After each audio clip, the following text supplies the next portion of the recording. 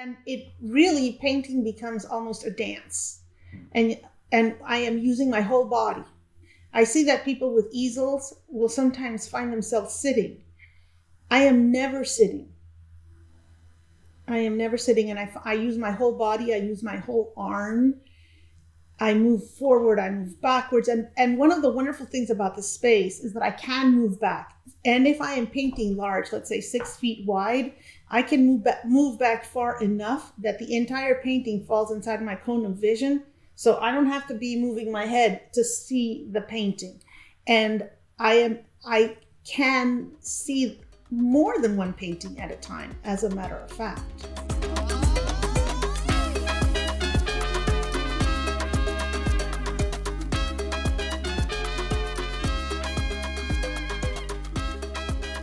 I am originally from Panama. I moved to San Antonio, Texas in 1988. In 2006, I started working full-time at Austin Community College. The wonderful thing about being a professor in an art department, as well as being a practicing artist, is that no matter where I am, I get to talk about art. I get to live and breathe it.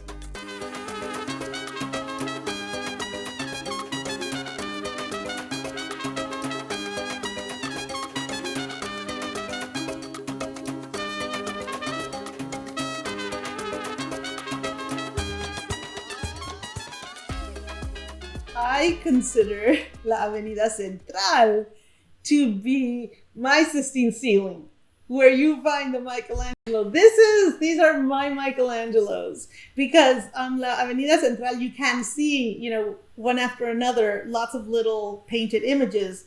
And one of the things that I love about the cell phones, by the way, is that the screen, we were talking about being alive and being animated. Yes, I'm very animated when I paint. But the paintings themselves are very animated. They'll be sweating if it's a cold beer, dripping if it's a paleta. They will be booming or vibrating if they're a radio. If it's an electric iron, a steam iron, it'll be blowing off steam. A car will be kicking up dirt. The cell phone, the images, they're an image that's changeable.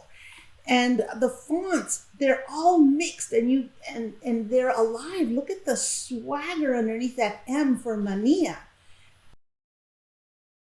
Surviving a dictatorship, the first 10 years, when I got to the United States in 1988, I painted black and white. And I did make references to disembodied heads, to chopped up body parts. I mean, people didn't know that's what was in there, but they all looked like charts. And I was literally organizing the world, trying to make order out of chaos. A little bit of that continues to insert itself in these works because I also continue to make order. I classify and I categorize, and they're like charts sometimes. So there's a little bit of that still. But I feel that I became free from the dictatorship. I am no longer a victim when I was able to come back to color. And these were the images that I started working with. So I could also say they've rescued me. I've never said that before. But that's in a way what they did. And they're me. I love them. They're in me. I love talking about them with you, I love talking about them. I learn something every single time. And I much prefer to think about human beings and our humanity than about the horrors that we're also capable of engendering.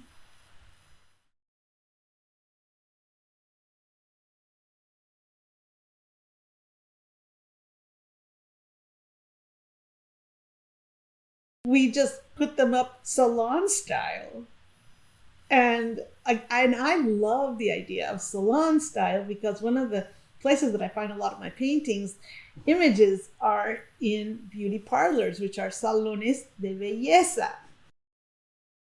In beauty parlors is where I learned the meaning of the word aesthetics. And the definition for aesthetic is the study of beauty. And when I came to graduate school in the United States, I had teachers in English talking about aesthetics. And because I always wanted to sound like intelligent, I didn't let them know that I had no idea what they meant.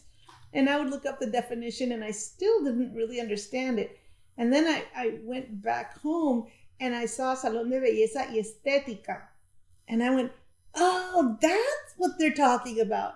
Because I understood estética because like you have to have your hair done a certain way and your fingernails a certain way and your skin a certain way and your eyebrows a certain way. So I had been, my goodness, culturally overwhelmed by the aesthetics that I was supposed to be buying into. I knew exactly the cage and the freedom that aesthetics can be.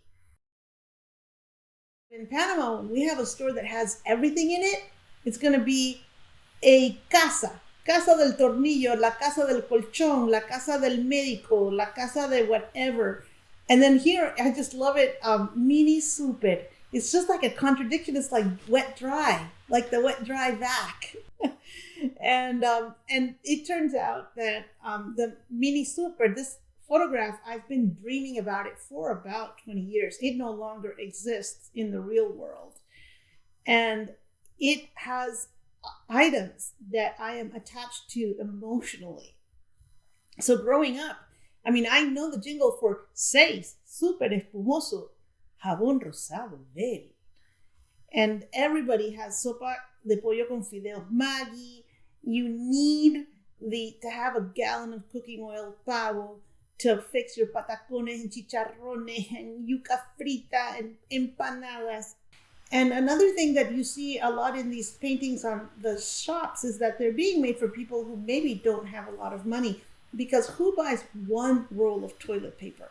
I don't think you can buy that in the United States. This is just culturally so fascinating. I mean, the quantity, you buy the oil by the gallon, you buy the soup by the envelope, and you buy the toilet paper by the roll. I did create this work during COVID. And it's interesting how it turns out that during COVID, these are the things that ran out: toilet paper, paper products. And of course, everybody was buying detergents and soaps and stocking up on food that doesn't go bad.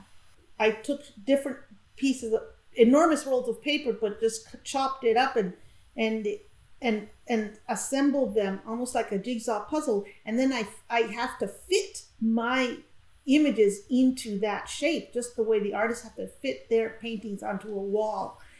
And I actually, one thing that's important to know is that I do not copy these paintings faithfully. So there was never a wall that had all these objects and the sopa de pollo. I wanted to put the sopa de pollo in there. And I will later forget what I made up and what I didn't make up. And so I invented the sparkle around the toilet paper because it needed something there. But of course, I've seen the sparkle in other places. So my images are recombinations of the objects. So growing up in the 70s in Panama, there were no fine art museums. And I didn't see anybody making a painting. I realized actually 10 years after graduating from college, let's see, I graduated in 1983, and it was about 1995 that I realized, oh, I don't have to worry about catching up with Western art history because I have my own visual history, and this is it. This is what I grew up surrounded by. This is the imagery that percolated through my eyes, into my mind, into the fiber of my being. And I don't need to go to college. I don't need an education to comprehend it. And I realize now that for Renoir, for Monet, that was their world. They didn't have to go to school to learn about La Grenouillère, which is that wonderful little lake where they all went on Sundays to go boating and drink beer. They were living it. And so these tienditas, these little shops, mom and pop shops that advertise their wares outside with hand-painted signage, These are my Grenouillères. These are my caves of Lascaux. It is my understanding a lot of people grow up in worlds like that. I mean, it isn't most of us that have access to museums and art educations. I'm very, very lucky to have received an art education, both undergraduate and graduate. And one of the dilemmas is, how do I, with an academic background, paint works that are made by people who are not academically trained? And the answer I've discovered is that I will study, I will pay homage, I will honor, and I will celebrate work by these people who are not academically trained. I will study their work with the same rigor that I was taught to study the quote-unquote great masters of Western art.